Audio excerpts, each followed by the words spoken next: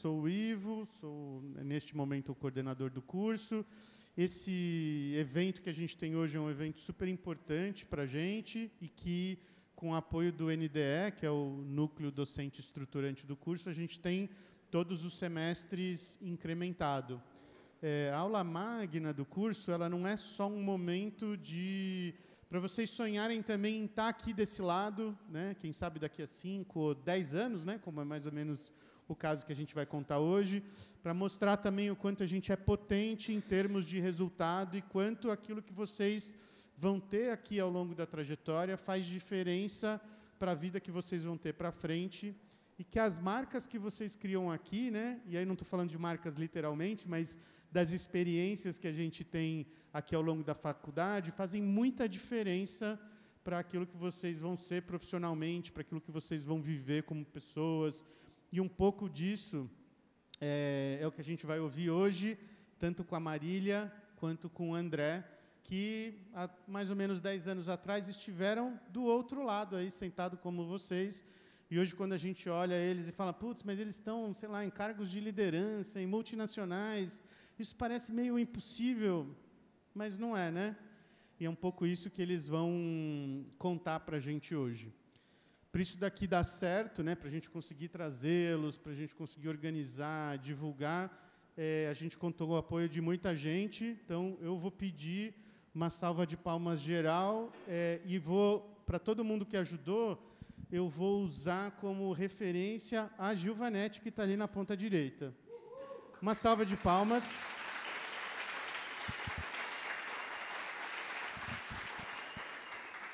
A Gilvanete está personificando aqui o pessoal da TV, do Unitai, do Som, do NDE, do Dadá, todo o pessoal de apoio da Secretaria que nos ajuda a colocar de pé esse tipo de evento.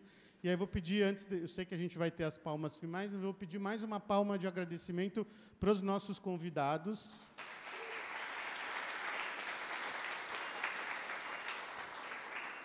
A gente vai ter a apresentação dos dois e depois a gente vai ter um momento para bater papo, para vocês poderem perguntar. Então, eu vou pedir para vocês já se organizarem assim, com relação às perguntas. Quando a aula magna acabar, a gente vai passar também um QR Code para vocês, para que vocês registrem a presença e consigam também as horas complementares. Tá? E, sem mais delongas, eu vou passar a palavra para Marília. Vou pedir para ela contar um pouco também da trajetória dela, para vocês se inspirarem. E, mais uma vez, Marília, obrigado. Então, boa noite a todos. Eu sou Marília. É um prazer falar com vocês. Estou aqui tentando ser a skin menos corporativa possível, tá? Então, saibam que eu trouxe muitas fotos, muitas representatividades do que foi a minha vida durante esse trajeto. Eu estou atualmente como gerente de inovação na Zurich, e começando um pouco, ou continuando o senso que o Ivo trouxe, eu queria perguntar para vocês algumas coisas. Pode ir para o próximo, se você quiser. Quem aqui já sabe um pouco da área que quer atuar perante o design? Então, eu começo. Quem sabe que vai para a área mais visual, mais de editoração? Por favor, levantem a mão. Temos uma? Ah, tá bom, muito obrigada. Quem aqui quer ir um pouco ali para a área de moda, calçado e todas essas partes? Tem alguém? Não estou vendo mãos, eu vejo meias mãos, assim, uma coisa meio Horácio. Então, tá, vou considerar esses, então. E quem aqui quer ir para mobiliário, quer ir mais para uma parte de como eu consigo construir espaços? Gostei que você levantou a mão alto logo do começo, já gostei de você. Muito bem, e se eu falar para vocês que eu passei por todas essas fases durante a minha graduação, e hoje eu estou numa multinacional trabalhando com seguros. Vocês conseguem acreditar? Então, eu acho que eu vou contar um pouquinho para vocês como foi a minha trajetória. Então, eu começo falando como eu decidi ir para design. Quando eu estava no meu último ano de colégio, eu ganhei uma bolsa de estudos para estudar na Alemanha. E lá eles têm um programa muito diferente do que o programa brasileiro, onde eu fiquei 2 semanas dentro de uma empresa, em uma determinada área, para conseguir entender aonde eu quero trabalhar, o que eu quero fazer efetivamente. E eu fiquei exatamente na área de design da CrowdSize. Eu não sei se vocês conhecem, aquelas de lente. Eles fazem não só as lentes dos óculos, que muitos de vocês usam aqui, mas eles também têm toda a parte de lente de máquinas, lente de microscópio. E eu fiquei lá por 2 semanas, mais ou menos, e foi quando eu entendi um pouco do que designers fazem em uma indústria, o que designers fazem efetivamente.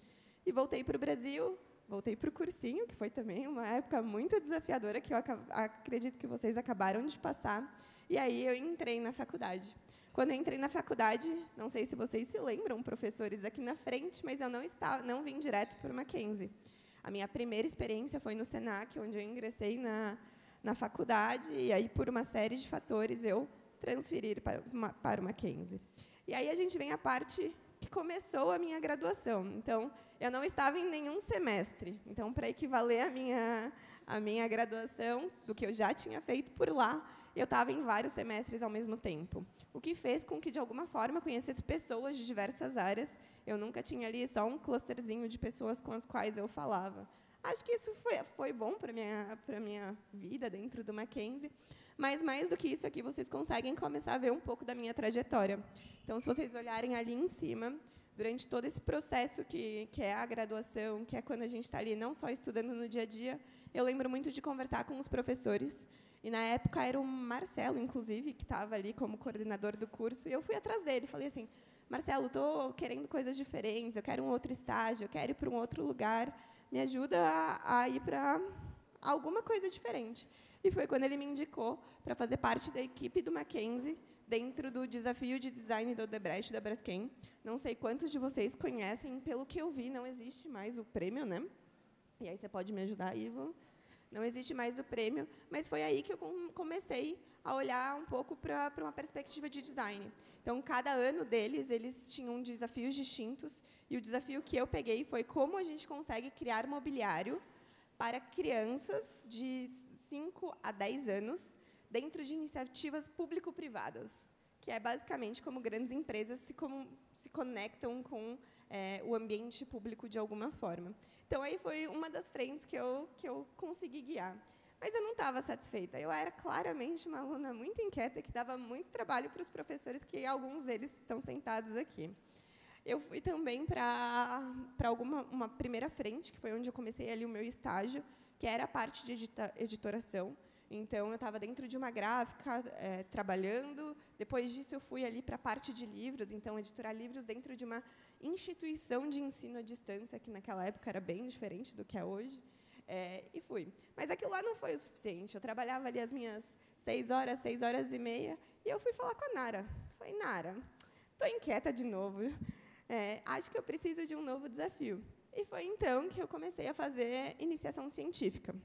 E foi, assim, acho que bem desafiador na época, porque foi em food design, que era uma coisa muito específica, sem muito estudo ainda. E, através disso, foi um ano muito desafiador, muito próximo da Nara, muito eu não consigo, me ajuda, que eu acredito que vocês vivem isso no dia a dia de vocês. E que, no final, a gente foi através de uma premiação para Porto Seguro, para representar o Mackenzie dentro desse processo. E não o suficiente, terminei a parte de iniciação científica, falei, quero mais, vamos fazer Mac Pesquisa. Acho que os professores aqui conseguem explicar com um pouco mais de ênfase o que é, mas é basicamente quando alguns alunos são selecionados para ajudar professores em pesquisas específicas, que na época era muito voltado para o desenho do ensino de design para ser aplicado aí futuramente, que provavelmente tem correlação com a nova grade de vocês. E foi tudo isso, e no final eu falei assim, tá tudo bem, tive aí não só a graduação, o estágio, né, que eu comentei com vocês, a pesquisa, a questão do desafio de design. Eu também fui, no final, trabalhar com calçado, que foi um desafio muito grande, que era uma frente que eu não tinha trabalhado ainda, como vocês podem perceber, eu já tinha feito muita coisa diferente. E foi quando eu entrei numa empresa super pequenininha ali, que era, na época, muito de nicho, de sapatos e tudo mais, e também fui para uma parte extremamente de desenho, de produção e tudo mais. Com todo este contexto, o que eu falo para vocês? A graduação foi super importante para eu conseguir olhar para todas as frentes que o design pode, de alguma forma, atacar e que, de alguma forma, a gente pode trabalhar e nos desenvolver. Só que, no final desse processo todo, com a graduação, o que eu entendi? Que não era exatamente aquilo que eu queria, eu não estava no melhor lugar onde eu podia estar. E foi aí que eu comecei a minha jornada profissional, que está no próximo slide, que eu queria trazer para vocês. Então, no final de todo o aproveitamento possível e com uma proximidade muito grande com os professores, e com tudo aquilo que eu podia fazer, eu, na verdade, fui pedir para uma consultoria de inovação corporativa um pouco de experiência. Eu lembro até hoje que eu marquei um café com a pessoa dessa consultoria, ela chama InnoScience, e eles aplicam, basicamente, programas de inovação para grandes corporações. Então, a estrutura como um todo é como eu entendo a dor daquela companhia para conseguir, de alguma forma, falar, olha, com as dores que você tem, com a maturidade ou o momento de companhia que vocês têm, como vocês conseguem estruturar uma área de inovação. E aí, inovação, a gente fala muito de design. Então, como que eu consigo achar dores, identificar necessidades, para, então, transformar isso em soluções que realmente enderecem a dor do meu cliente, do meu paciente, o que quer que seja. Nessa consultoria de inovação, eu tive a oportunidade de trabalhar com diversas grandes empresas.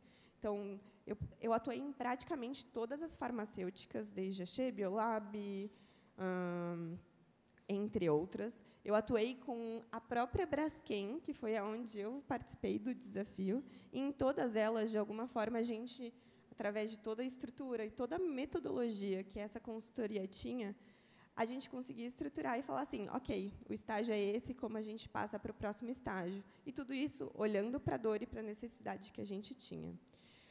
Eu fiquei por mais ou menos 1 ano e meio nessa consultoria, onde eu cresci, eu tive ali um crescimento de 2 ou 3 posições nesse 1 ano e meio.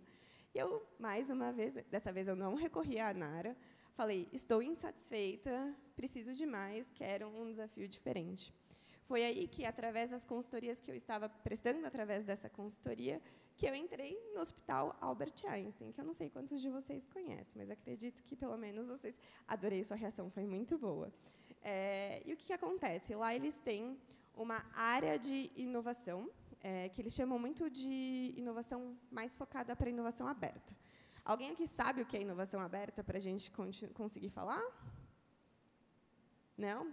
Então, tá bom, vamos lá. Ai, meu Deus, vou ser avaliada pelos meus professores se eu consigo explicar uma coisa. Então, quando a gente fala de inovação, a gente fala muito de como eu consigo trazer novas soluções para problemas já existentes. E quando a gente fala de uma grande empresa, de uma grande estrutura, a gente pode falar de inovação aberta, quando eu olho para o mercado e vejo quais são as soluções disponíveis, e inovação interna, como, através de pesquisa e desenvolvimento dentro da minha própria estrutura, eu consigo, de alguma forma, solucionar esses problemas. E eu fui exatamente trabalhar com a parte de inovação aberta dentro do Einstein. E nele, eu era responsável por identificar todas as dores da empresa e conseguir, de alguma forma, endereçar isso para essas startups ou para esses novos negócios que pudessem, de alguma forma, me ajudar. Então, ali, por exemplo, não sei se vocês conseguem ver uma foto de uma pessoa eles chamam de pijama, né, mas é o jaleco de centro cirúrgico. O que vocês imaginam que eu possa estar fazendo lá? Eu fui assistir uma cirurgia de transplante de rim em um paciente soro positivo, ou seja, que tinham ali questões de segurança, onde a gente tinha que identificar máquinas ou tecnologias que conseguissem manter um rim por muito mais tempo vivo ou respirando, vamos dizer assim, fora do corpo da pessoa. E esse era o meu desafio, como eu conseguia achar tecnologias que endereçassem esse tipo de solução. E, através de ir lá, olhar, identificar, a gente conseguiu, na época, achar uma solução e realmente falar assim, olha, olhando para o mercado externo, a gente consegue, de alguma forma, endereçar tudo isso. A gente teve uma série de outras questões, mas eu acho que qual é o ponto importante? Eu tive a curiosidade ou a necessidade de entender qual era a dor daqueles pacientes ou daqueles ambientes. E, através disso, conseguir conectar com a parte externa, com o mercado externo, e, então, fazer conexões que gerassem receita, resultado, e, principalmente, que, de alguma forma, solucionassem a dor das pessoas que estavam em tratamento. Eu fiquei no Einstein por mais ou menos uns 2 anos e pouquinho, onde eu também cresci. Então, eu comecei muito olhando para essas dores, e aí não só as dores eram necessárias, mas eu tinha que entender, através dessas dores, aonde eu quero chegar. Então, eu consigo investir nessa startup, que daí a gente já fala muito mais de uma questão de dinheiro, de retorno financeiro, de valuation, entre outras coisas. E foi aí, então, que meu ciclo ali, de alguma forma, acabou por uma série de questões, e eu acabei indo para Zurich. E aí vocês se perguntam, né? Nossa, ela saiu de um hospital falando de saúde pública e saúde particular para ir para uma seguradora.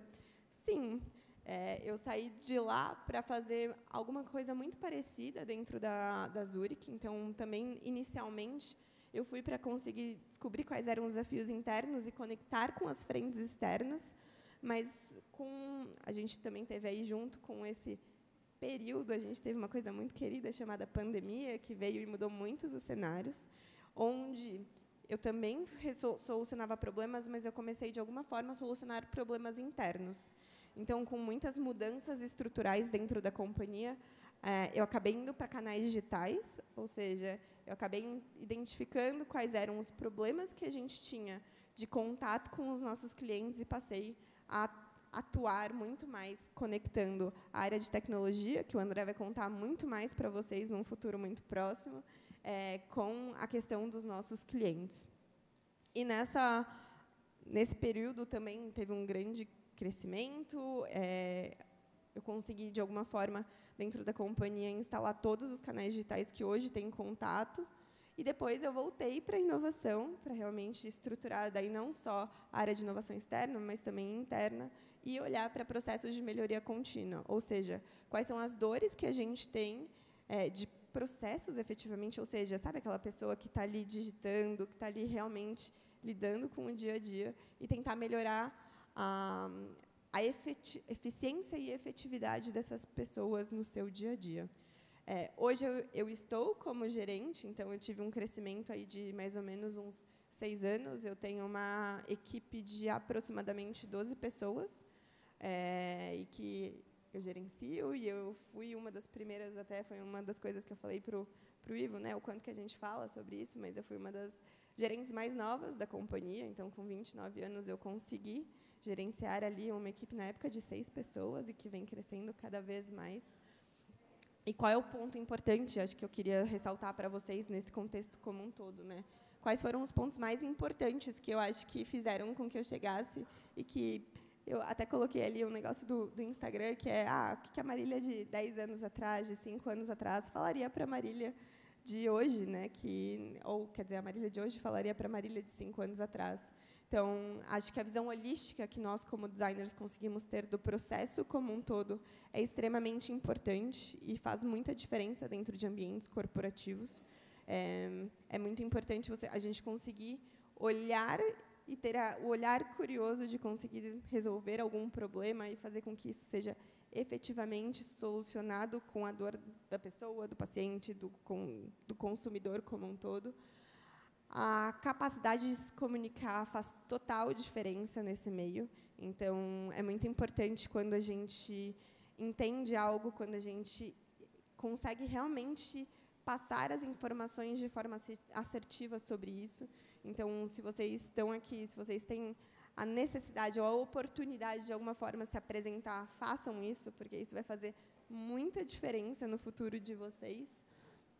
E a questão de aptidão técnica para questão técnica para questão prática. Então, acho que aqui vocês veem, através de toda a grade de optativas e de todas as... Como chama? Componentes, de todas as aulas que vocês têm, ou todas as... Como é? Não é aula. Disciplinas, muito obrigada. Então, todas essas disciplinas fazem com que a gente consiga ter uma questão não só técnica, mas muito prática. E a gente conseguir colocar isso através de identificação de problema, identificação de dor, e, principalmente, como eu resolvo realmente essas dores, faz muita diferença nesse caminho. Para quem, não sei quantos de vocês têm aqui interesse ou o sonho de ir para o mundo corporativo, mas, de alguma forma, pensem muito sobre isso, aproveitem muito sua graduação E se vocês tiverem a oportunidade, também se divirtam, que acho que faz parte e é necessário, e que seja muito bom para vocês. Eu olho para todos vocês e me vejo no meu primeiro dia de Mackenzie. É muito, até estava falando com o André, é muito interessante. Então, o que vocês puderem explorar, explorem. Acho que tenham muito contato com os professores, porque faz total diferença. Muito obrigada.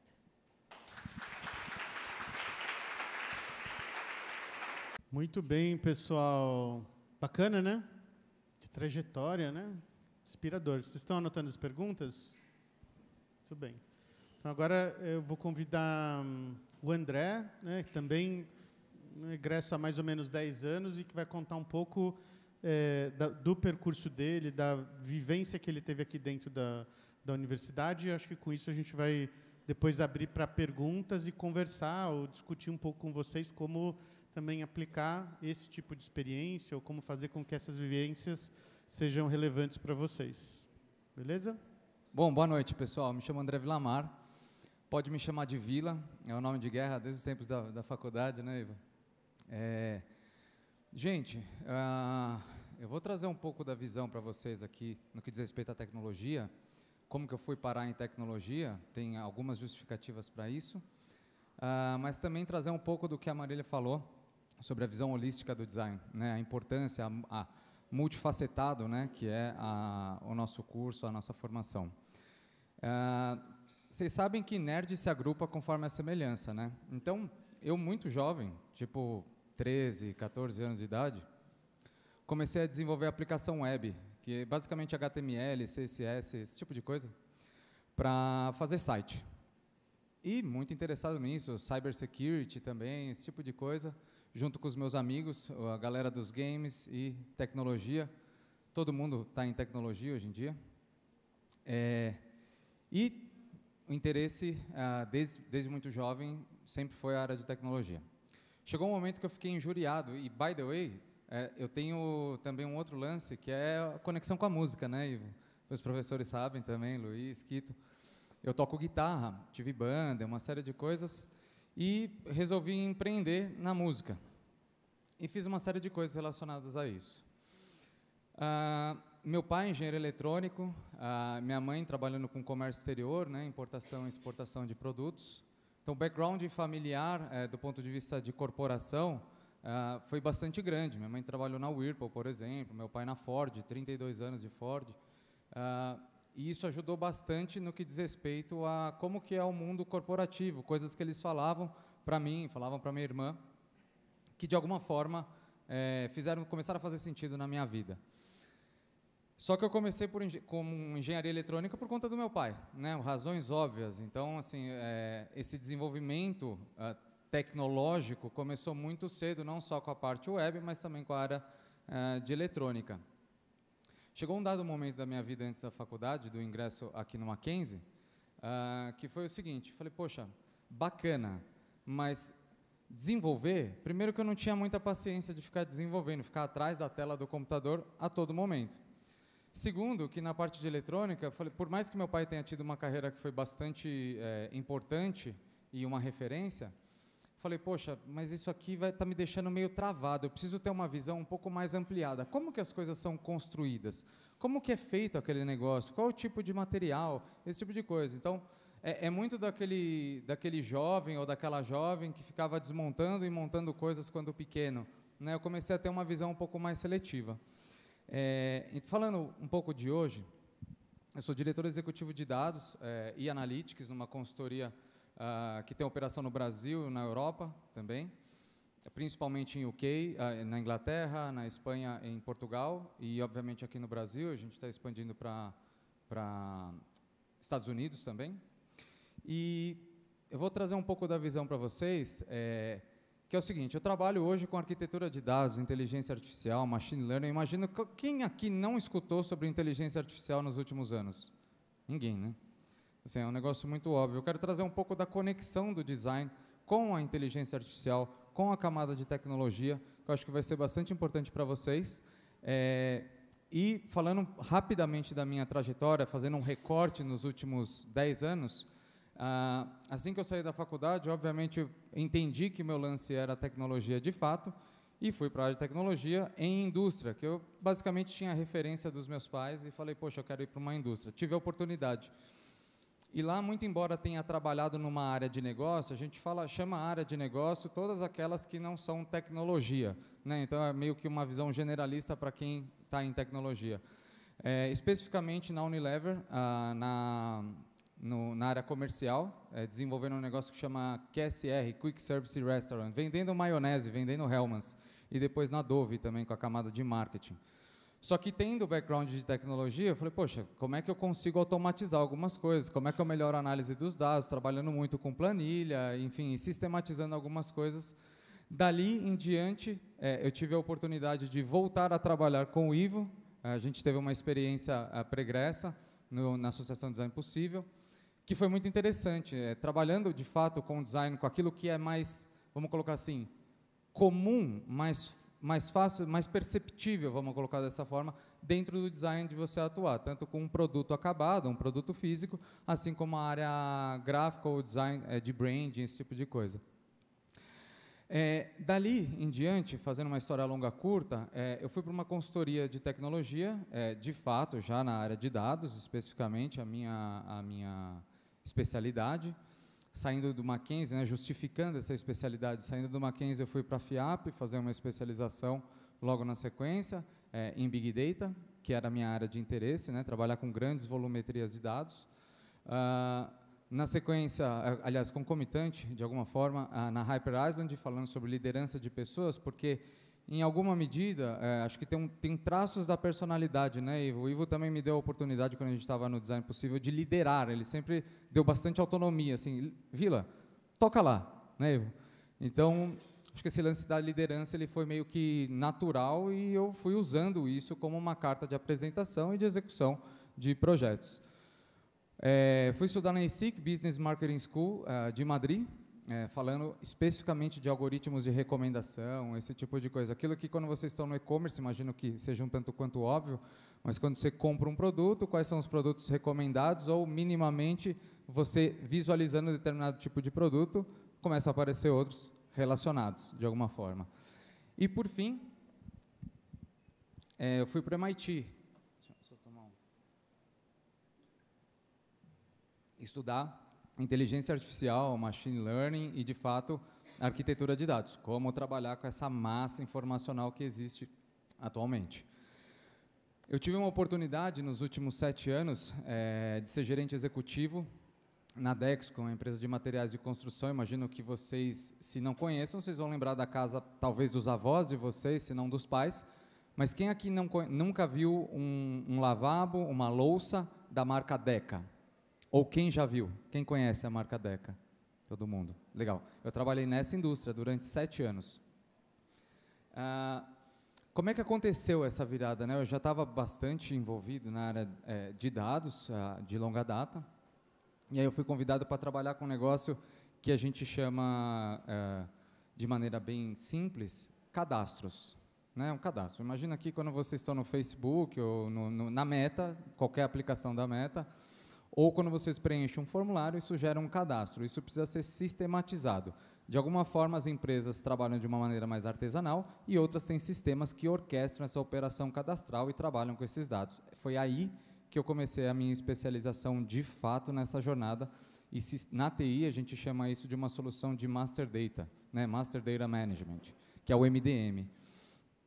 E aí, nessa história, fazendo ela de novo curta, quando o pessoal fez o convite para cuidar de cadastro, o design fez toda a diferença nisso, porque o cadastro de um produto acabado, quando vocês veem nas lojas, na Leroy Merlin, na Sodimac, não importa, tem todos os aspectos que são divulgados do produto, tanto na embalagem, quanto ali na etiqueta do produto, assim como principalmente no e-commerce, né?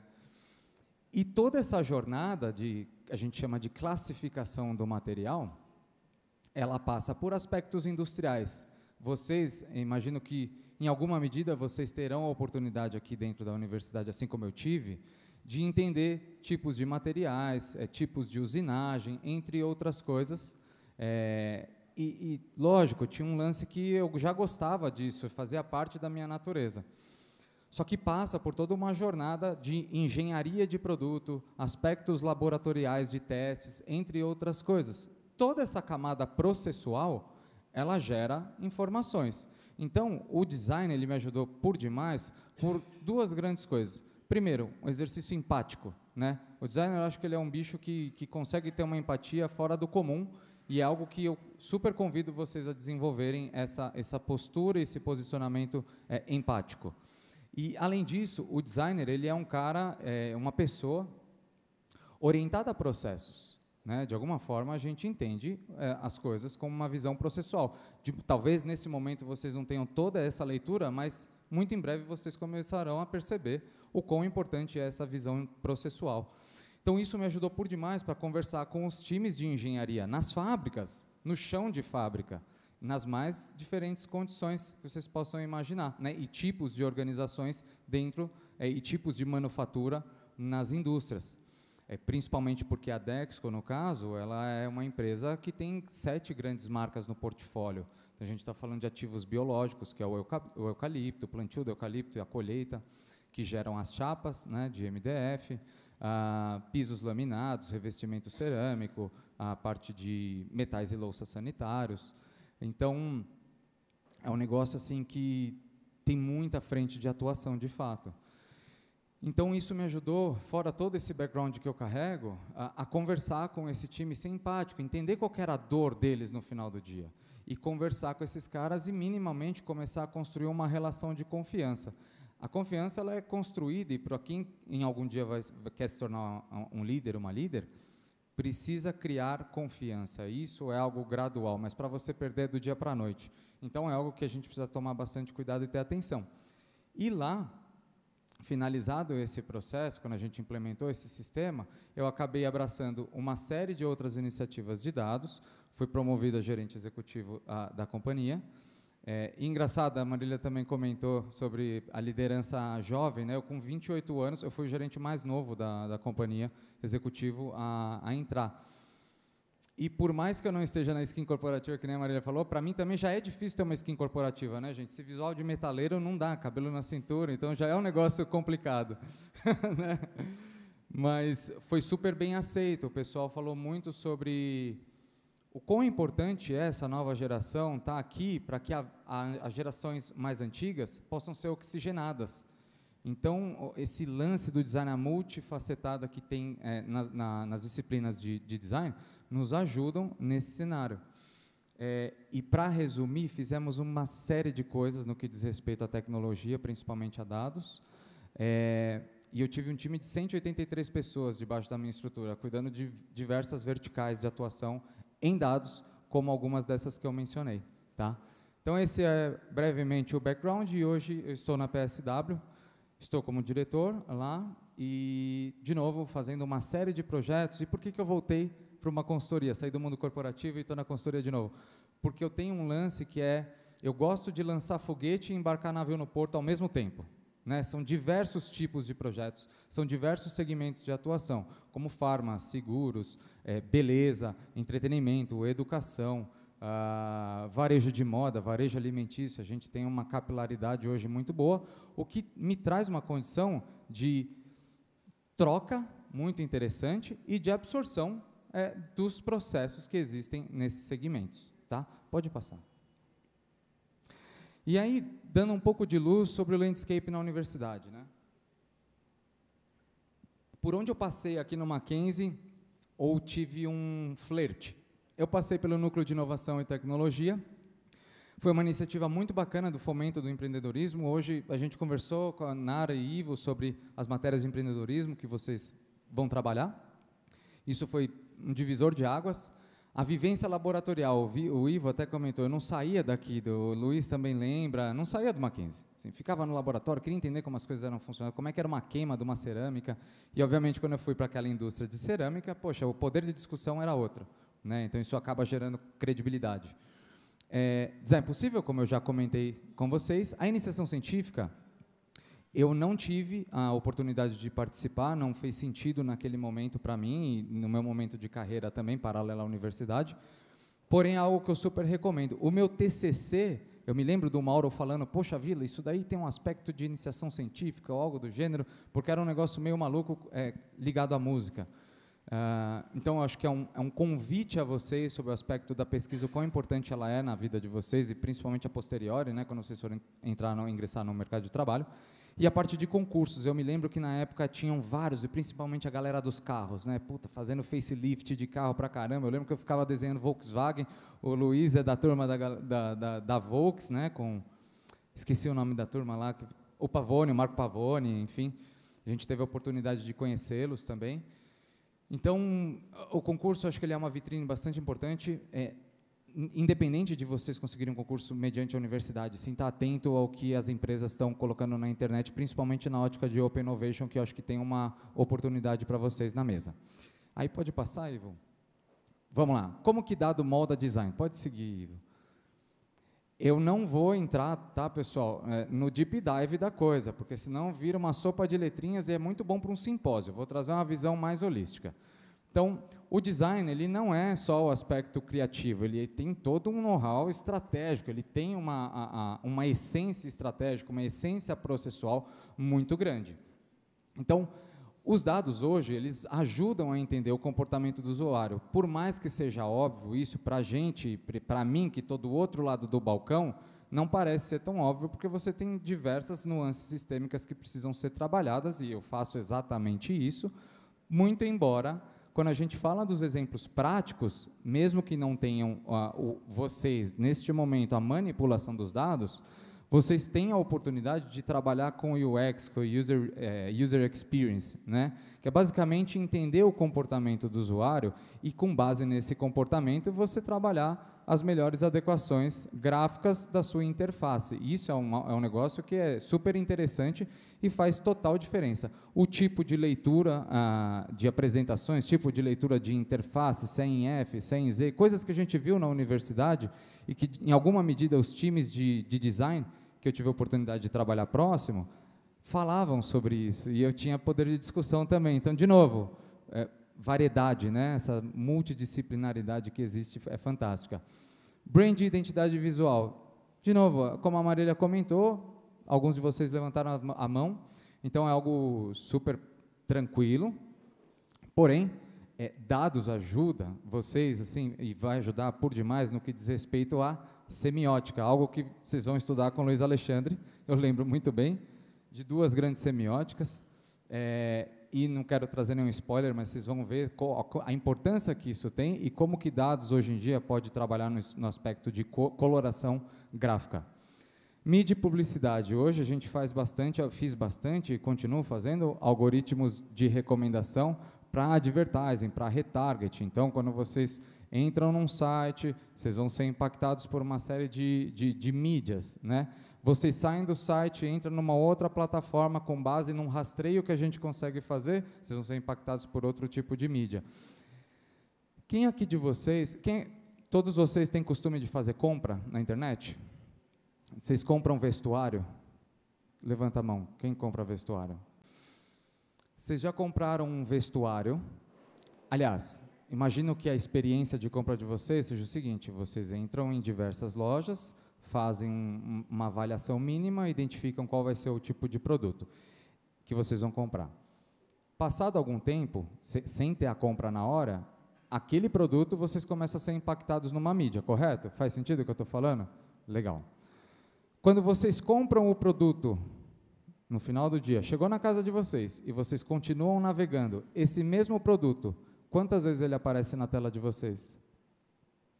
Ou eles param de aparecer? Levanta a mão. Se ele para de aparecer? Não, né? Então, esse é um problema de dados, de rastreabilidade. Então, quando a gente fala de publicidade e tudo mais, precisa ter essa ótica de como que estão sendo tratados os dados e, automaticamente, como que a gente pode trabalhar num nível de personalização. Pode seguir. Pode seguir. Design na prática. Um pouco do que eu falei sobre interface, né? E-commerce é UX na veia, UX e UI. Precisa entender sobre a experiência do usuário, como que pequenas mudanças vão aumentar a conversão. A gente já teve eu já tive experiência de, mudando a coloração de um botão, aumentou a conversão em 15%. Assim, um negócio maluco. Obviamente, tudo que eu estou colocando para vocês tem base em coleta de dados, tomada de decisão com base em dados. Marketing personalizado, né? As campanhas, cada vez mais, com base no exemplo que eu dei, que de insucesso, cada vez mais as empresas estão se preocupando com esse tipo de análise, para ter mais acurácia, para que, de fato, aumente a conversão e você não seja impactado, porque isso cansa o usuário e ele acaba desistindo de uma compra, de uma nova compra, ou minimamente do relacionamento com aquela marca, porque a comunicação, o tom de mensagem e a maneira como vocês são impactados com aquela marca não está sendo bacana. E visualização de dados, esse é um tema bastante interessante. Falamos sobre coloração, diagramação, empatia, processos. Tudo isso, no final, vai agregar no que diz respeito à visualização desses dados. Sejam eles complexos ou não, mas a grande maioria, se não todas as corporações, querem tomar decisões com base em dados. Existe uma máxima sobre como tornar uma companhia data-driven, né, orientada a dados. Isso daqui é mega importante porque existem dois caminhos de maneira simples, tá? Quando a gente faz o acompanhamento dos dados de resultado de uma corporação, de um resultado de uma campanha, faturamento, entre outras coisas.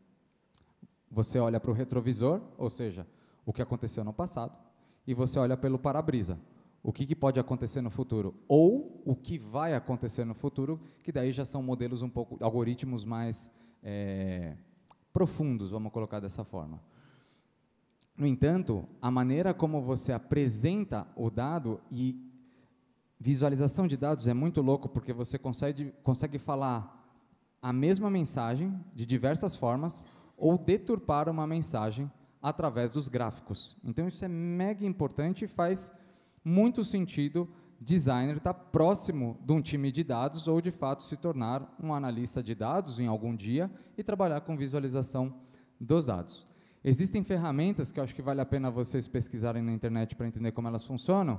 Google Analytics e Hotjar. Google Analytics é uma ferramenta que centraliza todas as informações de web, principalmente no que diz respeito a campanhas. O Hotjar é uma ferramenta que faz análises do tipo mapa de calor, para onde que vocês estão olhando. Onde que vocês estão olhando, qual que é o tipo de interação que vocês estão tendo com aquela marca naquele canal, seja no WhatsApp, seja principalmente aplicação web, então seja no site, seja no aplicativo. Tá? Figma, imagino que quem está na área gráfica ou imagina trabalhar na parte de UI, é super comum, uma ferramenta de prototipagem de interface, de telas. E você consegue fazer protótipos, né, muito bacanas, com experiência navegável. Isso é mega interessante, principalmente nas aulas que vocês terão sobre empreendedorismo, né? Desenvolver um produto, muito embora possa ser desenvolvido um produto físico, o produto digital está aí e essa solução é bem bacana para vocês trabalharem. E, por fim, Power BI e Tableau. São duas grandes ferramentas de mercado, uma é Microsoft e a outra é Salesforce, é uma ferramenta de gestão de relacionamento com o cliente, tá? Mas as duas têm aspectos interessantes que eu convido vocês a entenderem como elas funcionam e experienciar. Tem versões gratuitas que vocês conseguem minimamente tangibilizar como é que é manipular dado e criar interfaces, não só coloridas, mas que respondem perguntas. Esse é o grande mote de dados. Pode seguir. O futuro da IA. Então, já está transformando uma série de corporações. Aquelas que não estão olhando para isso vão ficar para trás, ou já estão para trás em alguma medida. E no design, tem muita coisa já com IA que vocês podem potencializar o uso. Não é que ela vai substituir o trabalho de vocês, muito pelo contrário. Eu, por exemplo, na camada de desenvolvimento, eu utilizo os copilots da vida, né, para poder ajudar na escrita de código, minimamente. Então, aqui, principalmente o Adobe, né, a automação com o uso de IA, posicionamento, entre outras coisas, é super interessante, acho que vale a pena vocês entenderem como que isso funciona. Geração de conteúdo visual por IA, existem alguns algoritmos, algumas soluções hoje que vocês, via prompt, né, via alguns comandos, geram imagens, vocês conhecem, imagino que vocês conheçam algumas delas, mas isso ajuda muito no processo de um briefing, para você minimamente gerar um insight e começar alguma coisa, principalmente que eu imagino que o design, na visão de vocês, nesse primeiro momento, está muito linkado à criatividade. Esse tipo de solução de inteligência artificial, como um Copilot da vida, um chat GPT ou coisa do gênero, ajuda vocês demais nesse, não só desprendimento, né, mas também no start, né, ser um trigger para vocês começarem a pensar de uma forma diferente ou minimamente ter aquela ideia bacana. E o UX preditivo, a gente fala bastante sobre adaptação do comportamento do usuário. Então, a maneira como vocês entram hoje para comprar uma camiseta, uma camiseta, o que seja, numa Arezzo, por exemplo, numa Reserva, numa Aramis, enfim, são empresas que eu estou próximo, o que a gente discute bastante é, poxa, bacana, mas todo mundo é igual? Não, porque a gente usa algoritmos de clusterização, são grupos de pessoas. Esses grupos de pessoas têm o mesmo comportamento de consumo? Não. Então, a adaptação, o nível de adaptação que as interfaces precisam ter baseado na experiência é extremamente grande e muito importante, e o design está aí, mais uma vez, para comprovar.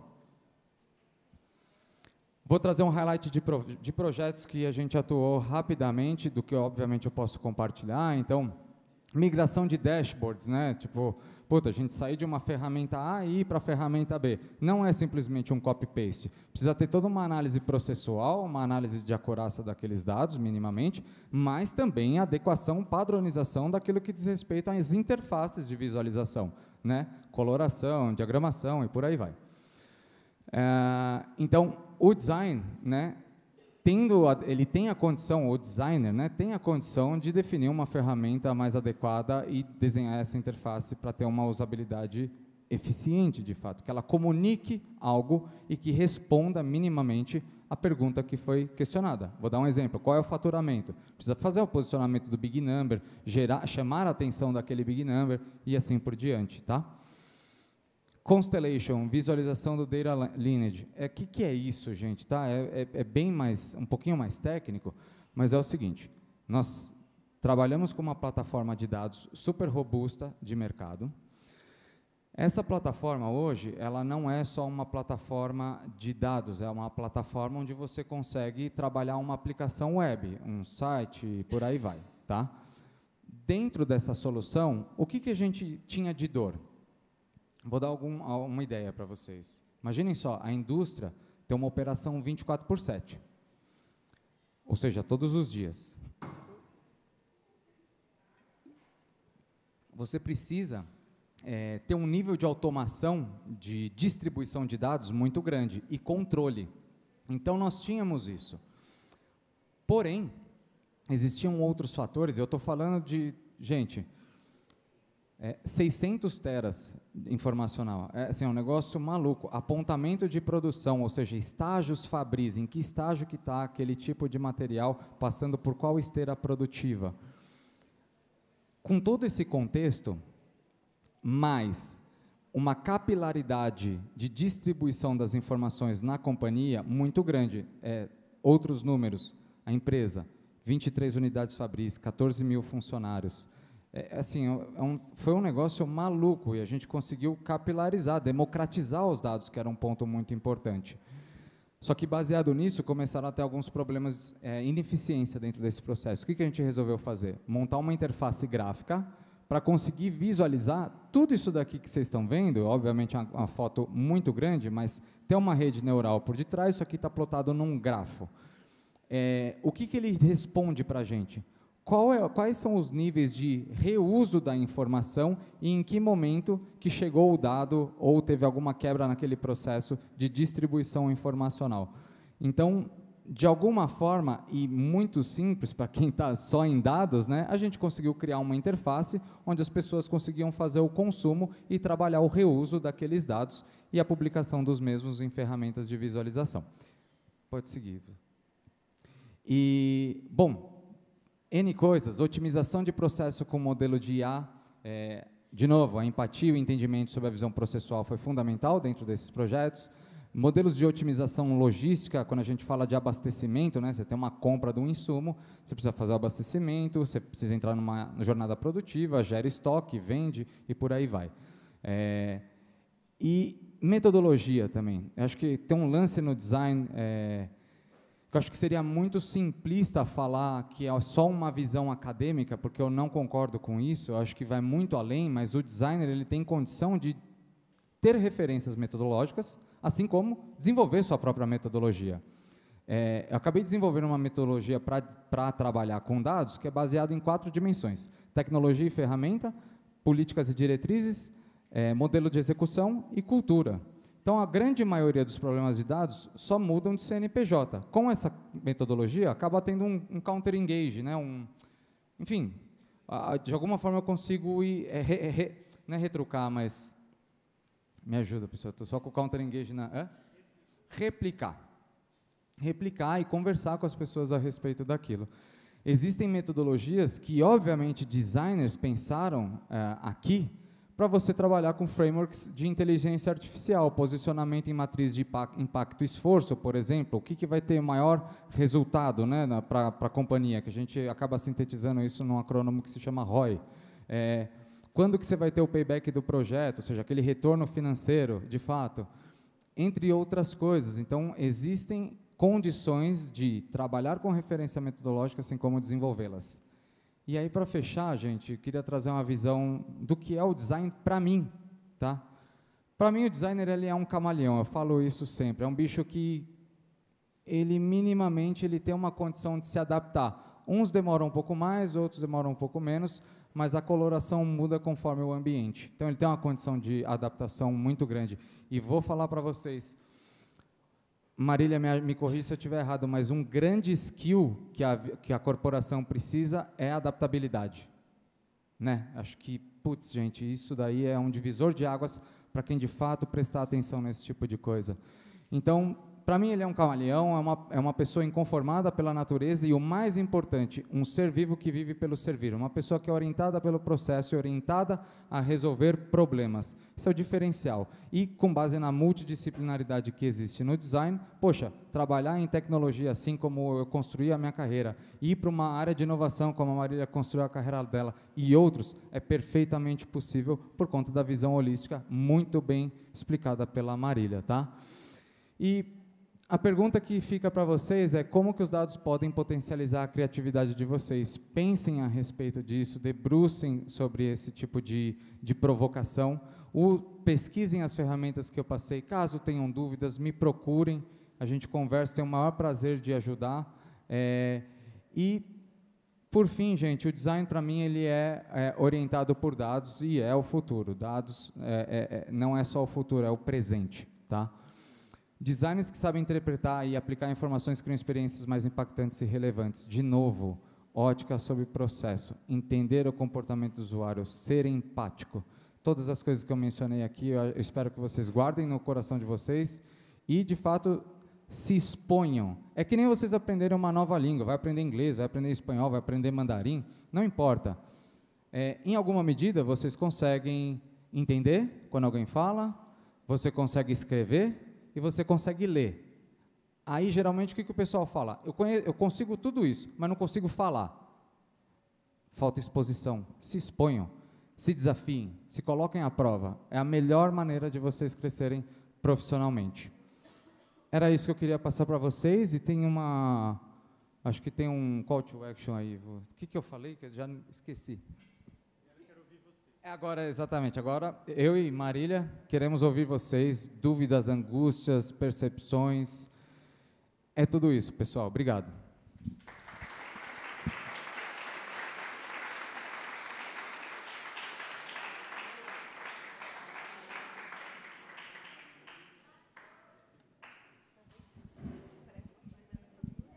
Pessoal, a gente não tem um microfone móvel, então eu vou convidar quem quiser fazer perguntas ou a falar alto de onde está, ou a vir até aqui.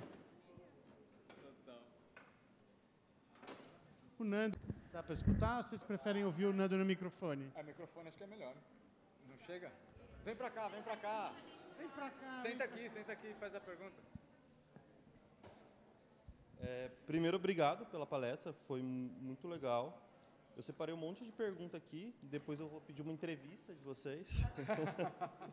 Mas a primeiro eu queria entender, na sua visão, como que é iniciar uma empresa com a visão de design, quais são os principais desafios. Você era novo, então como foi isso, jovem, tentar convencer outras pessoas de uma ideia? Nossa senhora, pergunta do milhão, gente, pelo amor de Deus, eu vou ganhar na Mega Sena respondendo. Marília, quer tentar essa? Eu falo na sequência.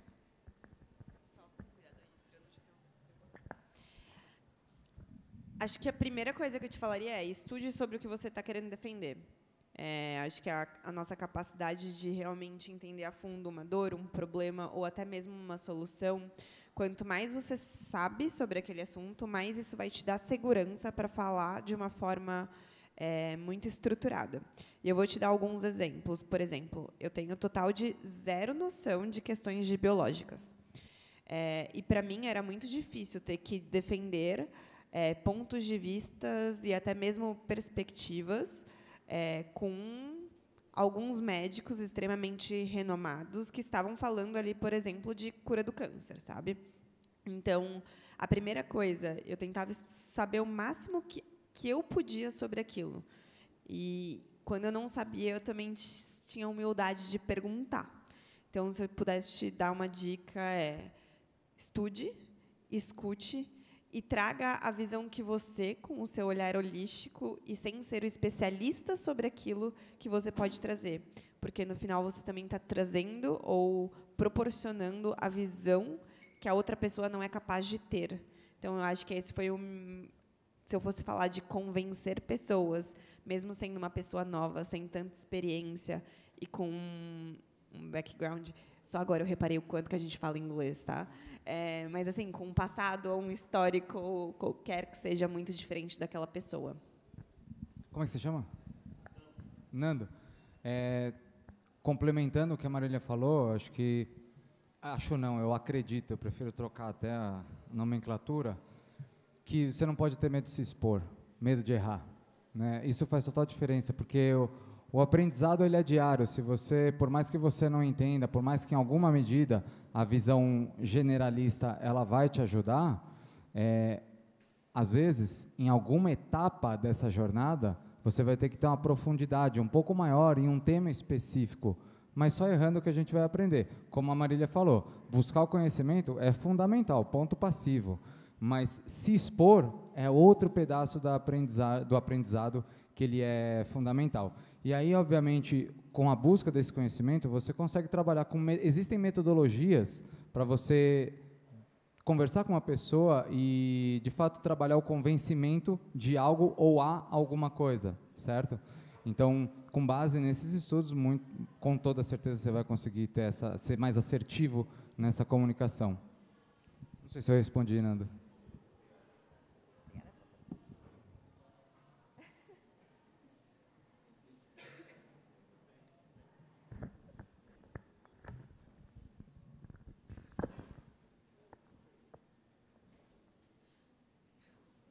Estava falando para a Lívia que eu queria só fazer uma pergunta, mas acho que o microfone formaliza tanto, dá mais uma pressão. Mas acho que minha pergunta ela é mais focada na situação de dados, né, que você estava trazendo.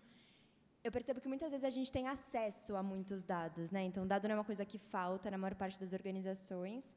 Eu acho que o que falta muitas vezes é essa habilidade de cruzar dados, e aí falando por mim mesma. Então, o acesso ao dado e o dado pelo dado, muitas vezes ele não me diz o que eu preciso para poder desenvolver uma experiência, uma solução criativa, enfim. Então, acho que a minha pergunta seria mais em termos de como desenvolver essa habilidade de ser uma coisa intuitiva, esse cruzamento de dados e usar os dados certos para uma solução, sabe? Acho que é isso. Tá, vamos lá. Qual é o seu nome? Luísa. Luísa, muito legal a sua pergunta.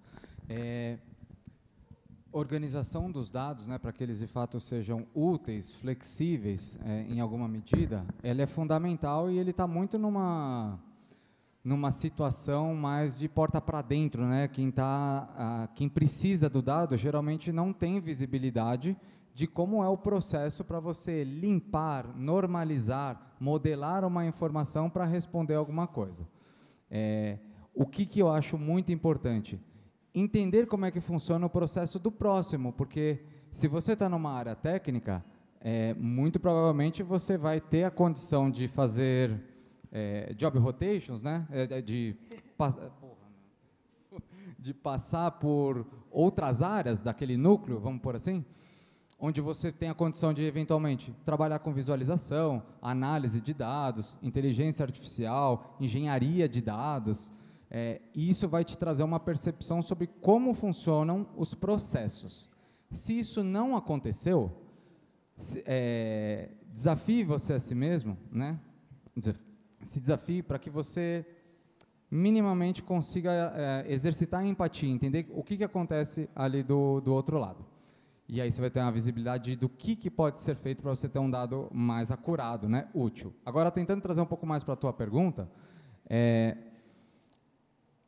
o segredo, o dado pelo dado, ele não quer dizer absolutamente nada, ele precisa ser contextualizado. O exercício de contextualização, ele de novo passa por uma camada técnica, mas alguém que quer contextualizá-lo, precisa dizer qual que é o contexto a ser trabalhado. Então, essa parte de comunicação, essa visão daquele processo que você está trabalhando, minimamente, ele precisa ser discutido de maneira ampliada. E, por fim, ter boas perguntas.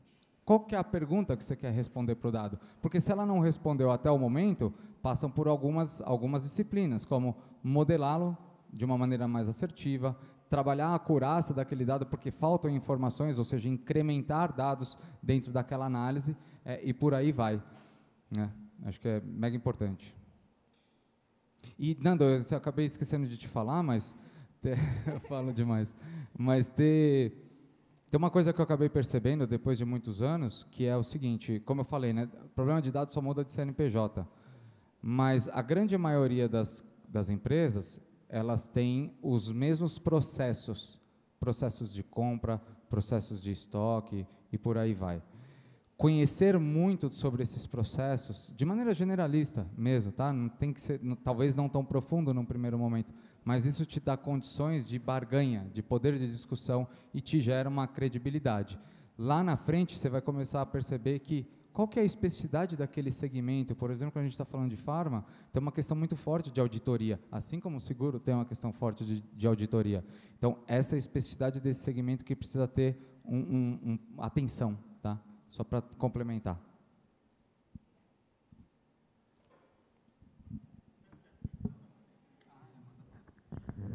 Dados, na verdade, eu peço para as equipes processarem os dados, mas se eu pudesse também te dar uma dica, que às vezes é muito num nível muito mais superficial do que o André faz, né? Mas às vezes é conversar com as pessoas que lidam com o dado no dia a dia. Então, por exemplo, eu faço, com a minha cadeira de inovação atualmente, eu faço muito, quando eu vou entrar num nível de detalhe da dor das áreas para tentar olhar para fora, identificar essas dores, muitas vezes eu faço análise de mercado e análise dos números internos. E o que eu faço? Eu me junto com as pessoas que lidam com esses números todos os dias. Então, eu vou tentar tangibilizar para você e você me fala se está indo no caminho. Então, por exemplo, quando acho que você sabe o que é um seguro e como que funciona um sistema de seguro. Então, uma apólice de 1 ano, depois disso você tem que renovar. Não necessariamente você renova com a mesma. Então, eu estou, por exemplo, descobrindo por que a gente não está conseguindo aumentar a nossa porcentagem de renovação dentro de uma linha de negócio, ou seja, automóvel, tá? E, por exemplo, o que eu estou fazendo? Eu estou falando com todo mundo que, de alguma forma, tem correlação com renovação, para entender, olha, eu sei que vocês estão com esses números e com essas dores. É verdade isso? O que esse número te fala? Ah, tudo bem. Aí eu vou para uma outra área. Por exemplo, os próprios corretores. Vamos fazer uma entrevista? Deixa eu conversar com você. Por que isso não está funcionando? Qual é a impressão que esse número te passa? E, muitas vezes, é realmente fazer entrevista de campo, que você vai aprender com semiótica, de realmente olhar, e você não precisa ser especialista em nada, mas você tem que saber perguntar para as pessoas que lidam com aquele dado. Quando a gente fala com o André, ele tem um nível de especificidade, assim, granularidade muito maior, mas muitas vezes você pode ir uns passinhos antes para conseguir entender.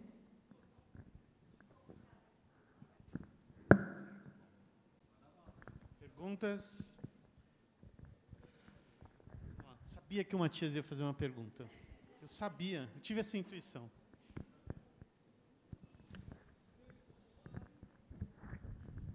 Valeu. Bom, vocês têm muito mais experiência com a parte de design de serviço, né, pelo que vocês falaram, mas, e eu sei que essa é uma área que não é tão falada, assim, do design, que não é tão conhecida, principalmente, né, no nosso meio aí. Mas eu queria saber se vocês já sofreram com algum tipo de preconceito de ter falado que o background de vocês era do design, e se isso foi um empecilho para vocês chegar onde vocês chegaram, e como vocês lidaram com isso.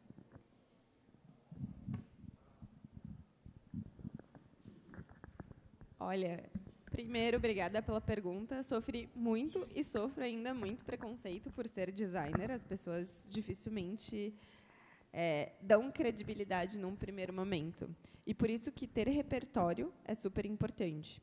Então, eu vou tentar ao máximo dar exemplos, né? Mas logo quando eu cheguei no Einstein, as pessoas entenderam que eu era uma designer. Daí você imagina, vamos lá, vou tentar te colocar na sala comigo, tá bom? Era o quê? Basicamente, eu dentro de um centro cirúrgico, com alguns médicos extremamente renomados, uma equipe multidisciplinar para cuidar do paciente e pesquisadores. Então, todas as pessoas das quais eu nunca tinha tido contato, né? Para mim era muito novo. E para mim o que foi importante, muito ligado à pergunta que a gente já respondeu, de ter ali um estudo, de tentar entender o que eu estava fazendo dentro daquela sala, de realmente tentar saber o que eu conseguiria agregar com a minha visão e com as minhas perspectivas, entendeu? Mas assim, eu pelo menos eu sofro muito por ser designer, por ser mulher, entre outras coisas.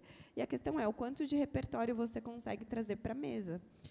E o que você está... E também, não só o repertório, mas a humildade de falar, olha, eu não sei tudo de tudo, mas se você me explicar, eu estou aqui para entender e saber como, através de tudo que eu aprendi, não só durante a graduação, mas durante a minha trajetória profissional, eu consigo agregar valor com você. Você tem o seu lado, o que você sabe, e eu vou ter o meu. Tenho certeza que eu consigo adicionar. Então, é realmente usar das artimanhas e das ferramentas que você tem e que você criou durante esse tempo todo ao seu favor. Matias, eu vou trazer uma outra visão, que o preconceito ele existe, né? Acho que não tem jeito, mas no meu caso foi um pouco mais tranquilo por conta do background que antecedeu, né? Então, de fato, eu já conseguia trazer profundidade. Mas o que eu não queria? Ter só a profundidade, né? Eu não queria ser um mergulhador de 100 metros. Eu queria poder mergulhar 100 metros, se fosse necessário, mas também ficar aqui só naquela lâmina da água, assim, vendo os corais. Entende o que eu quero dizer? Então, para mim foi muito bom, porque essa parte de ver os corais, usando essa analogia, coisas que eu conversava com engenharia, coisas que eu falava com time de design, coisas que eu falava com time de produtos digitais, coisas assim, foram muito boas. As pessoas perguntavam assim, mas como que você sabe isso? Onde que você viu esse tipo de coisa? Então, o design, essa visão, de novo, eu bato muito nessa tecla, processual e empática, e o exercício da humildade, né? Reconhecer a insignificância do ser, assim, é uma parte fundamental, me ajudou bastante. Então, por mais que tenha o preconceito, ter profundidade, ter repertório, foi fundamental e não tenho dúvida que vai continuar assim. Participando do processo de inovação, né, com históricos diferentes. Como é que vocês veem isso no ambiente que vocês estão? Porque as empresas, de uma maneira geral, tendem a homogeneizar, né, natural, acho que do grupo e do local onde você está, e o movimento de inovação aberta tenta, ao contrário, trazer diferentes visões a respeito de empresas, diferentes perfis de pessoas, diferentes proporções mesmo de empresa, né? Quando você vai procurar uma startup ou uma pequena empresa ou alguém do terceiro setor, você está justamente buscando essa diversidade. Como é que vocês veem isso na prática? Como vocês fomentam ou articulam isso nas equipes de vocês, na vivência do dia a dia?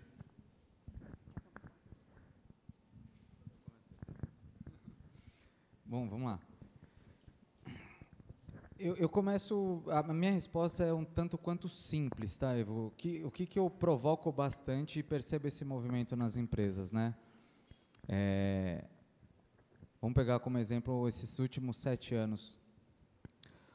Eu falava muito para o meu time, passado uns 5 anos, que era o seguinte: o que nos trouxe até aqui não é o que vai nos levar no futuro, né? Então, com essa velha máxima, eu acabei provocando muito no time, em que sentido, né? Como que a gente pode buscar, como que a gente pode ser mais proativo? Como é que a gente sai de uma estrutura de trás do balcão e passa a estar à frente do balcão para criar novas condições, ser mais minimamente provocativo para dentro dos negócios? E outra coisa que eu falava bastante, e continuo falando agora para o time nessa nova vida, se a gente quer fazer alguma coisa diferente, e percebo que as empresas também estão passando por esse momento, não adianta eu querer fazer algo diferente se eu estou tendo a mesma atitude. De novo, é outra velha máxima, né? A gente precisa chavear o modelo como a gente está pensando, a maneira como a gente está pensando e se desafiar, né? Estar disposto a. Eu acho que o que falta é disposição, tanto corporativa quanto das pessoas num núcleo menor de um time.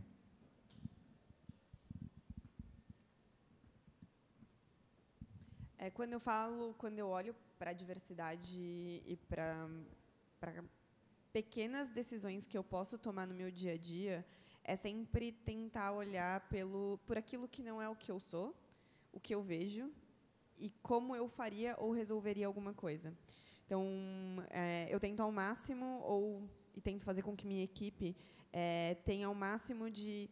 Eu brinco que é desconforto, mas não é desconforto, são só pessoas diferentes do que a gente é. Então, por exemplo, eu abri... São exemplos tangíveis, né? Mas eu acabei de abrir vaga para cada uma das minhas áreas.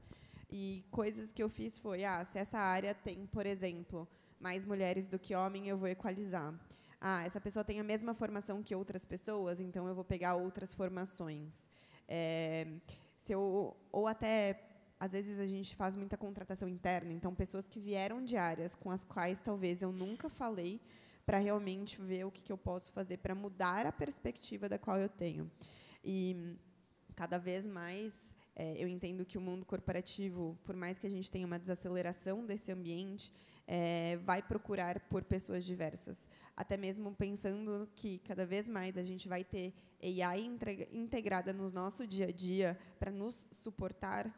Quanto mais diverso for o nosso ambiente, mais eu vou conseguir entregar coisas diferentes. Então, eu vejo que, cada vez mais, pessoas diferentes, diferentes dos ambientes que já estão estruturados há muito tempo, como você falou, vão ser cada vez mais tangíveis e mais existentes. Então, sejam diferentes e sejam autênticos, né? Eu acho que esse é o ponto principal.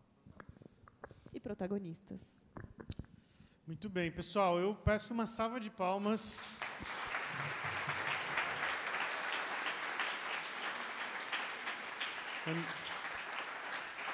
André, Marília, super obrigado.